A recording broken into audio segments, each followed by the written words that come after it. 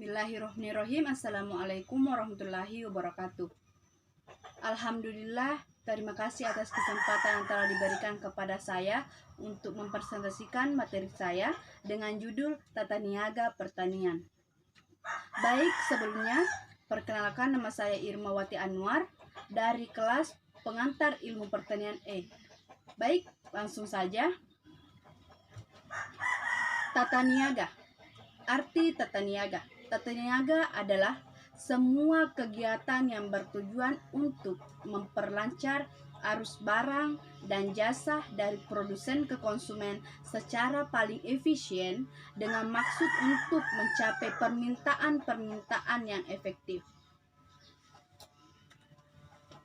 Sistem tata niaga dianggap efisien apabila memenuhi dua syarat. Pertama, mampu menyampaikan hasil-hasil dari petani produsen kepada konsumen dengan biaya semurah-murahnya. Kedua, mampu mengadakan pembagian yang adil dari keseluruhan harga yang dibayar konsumen terakhir kepada pihak yang ikut serta di dalam kegiatan produksi dan tata niaga barang itu. Fungsi dan peranan tata niaga. Pertama, fungsi-fungsi pertukaran. Semua tindakan untuk memperlancar pemindahan hak milik atas barang dan jasa disebut fungsi pertukaran. Fungsi pertukaran terdiri atas dua, fungsi penjualan dan fungsi pembelian. Kedua, fungsi-fungsi fisik. Semua tindakan atau perlakuan terhadap barang sehingga memperoleh kegunaan tempat dan waktu disebut fungsi fisik. Fungsi fisik terdiri atas berikut ini. Pertama, fungsi penyimpanan. Diperlukan untuk menyimpan barang selama waktu tertentu. Antara barang dihasilkan sampai dijual. Kadang-kadang perlu ada pengolahan lebih lanjut terhadap barang tersebut. Kedua, fungsi pengangkutan merupakan perencanaan, seleksi, dan penyerahan semua alat pengangkutan dalam proses pengangkutan selama pemasaran. Ketiga, fungsi fasilitas. Semua tindakan untuk menunjang kelancaran pelaksanaan fungsi-fungsi pertukaran dan fungsi fisik disebut fungsi fasilitas. Fungsi fasilitas terdiri atas 4. Pertama, fungsi standarisasi dan grading. Kedua, fungsi penanggungan risiko. Yang ketiga, fungsi pembiayaan. Yang keempat, fungsi keterangan pasar. Adapun kelembagaan tata niaga. Kelembagaan tata niaga,